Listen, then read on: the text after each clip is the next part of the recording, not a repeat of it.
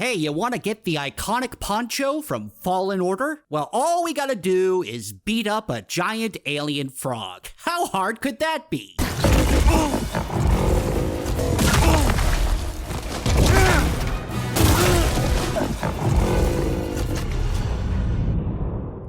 just wanted a poncho. I'm Jamie Latour, and this is how to find and kill the damn Spawn of Oggdo in Star Wars Jedi Survivor. Alright, this boss battle sucks, so let's figure out how to kill this thing. The Spawn of Oggdo is of course a callback to the first game's uber-tough frog monsters, and it can be quite a challenge early on in the game, especially on the harder difficulty settings. To find this demon frog, you need to reach Fort Kalin on the planet Kobo. Going from Pyloon Saloon on the map, you can find Fort Kalin here.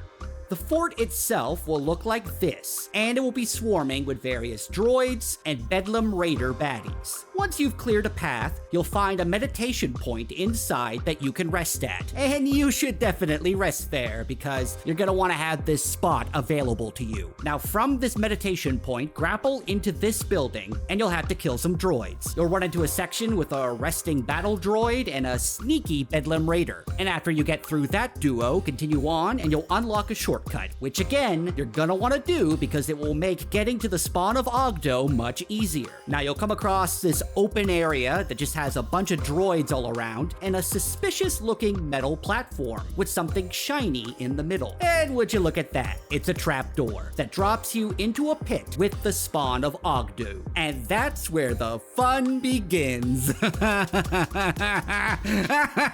The Spawn of Oggdo could be a very frustrating fight, as he can deal a lot of damage, and he has a lot of quick and unblockable attacks that he can unpredictably chain together. First, let's look at his moveset. For his regular attacks, he has some bites, which he will perform once or twice in a row, or as the fight goes on, he may even throw out 3 or 4 of these attacks, while also adding in an unblockable attack here and there to catch you off guard. These bites can be parried, and then you can counterattack, but be careful if he only does one bite attack, as he may quickly launch into another combo of bites. If you can manage to parry 2 bites, use that as an opportunity to hit him a few times and then get out. Next, he'll spew out acid that will leave a puddle on the ground that can do some decent damage. Stay out of the puddle, jump out of the way of his spew, and then get in close on him while he's still spewing to get some more hits in. Now, let's go through his wide array of unblockable attacks. He's got 5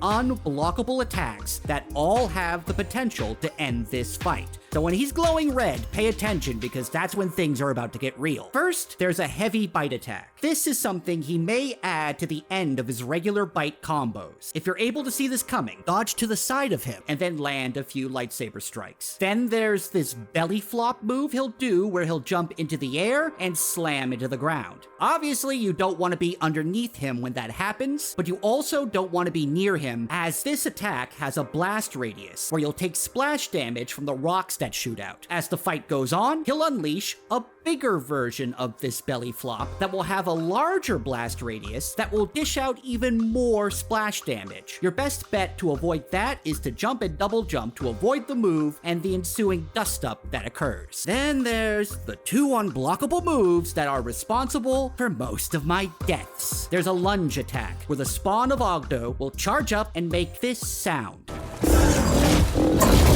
That's your cue to get out of the way, because this could very well kill you if you get caught by it. So when you hear that sound, get ready to jump over or to the side of him to avoid this. He'll be a tiny bit vulnerable after he does this attack, so it's a good chance to smack him around a bit. The last unblockable attack is a tongue grab, which is exactly what it sounds like. He'll stick his tongue upwards out of his mouth and then extend it to catch you. If the tongue touches you, you'll be pulled into his mouth. And guess what?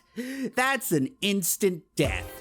that fun? You can dodge this if you get the timing right, but the most reliable method of avoiding the tongue grab is by double jumping out of the way of it. Now, this fight is difficult and annoying for a few reasons. The Spawn of Oggdo is unusually quick, has kind of janky movement, constantly jumps around the pit, and has a variety of moves that he can unpredictably chain together. Because of his quickness, don't try to hit him too many times all at once. When you get an opening, hit him a few times and then get out, or prepare to block, dodge, or parry. Also, you may have noticed that there's a bunch of droids on the platform above his fight arena, and if you were worried that when you die you would have to kill them all on the way back, well, those worries were correct. You will have to fight the droids every single time. Thankfully, they're not very tough, but they can still do a bit of damage, and a bit of damage can be the difference maker in every encounter with this frog spawn of Satan, so be sure to kill them before you go into the pit. I would highly recommend that you find at least one more stim canister before attempting this fight. In fact, you should have 4 or 5 to make your life easier. Now, since you're likely going to die a lot in this fight, you'll leave your XP on the ground. I would say don't pick that up right away. You should leave it, because you get your health back when you do pick it up. So it's basically an extra heal. In all honesty, I actually left this fight for a little bit and continued on with the game's story and went to the planet Jedi, where I not only got another stim canister, but I also learned the blaster stance, which gives you a gun, which means you can deal damage from a distance. That helped immensely, as I could hurt the spawn and stay away from its gaping maw. Throwing your lightsaber could also work as a long-range attack, but I highly recommend acquiring and using the blaster stance, as that's what I used to finally put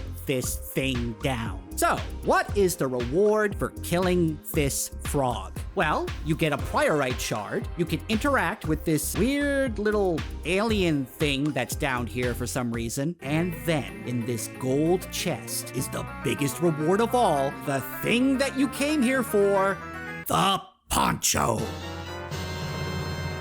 That's right, you went through the trouble of battling an incredibly tough alien frog to get the pink poncho back. Ooh, and you get an achievement for wearing it. That's totally worth it. This was all completely and totally worth it.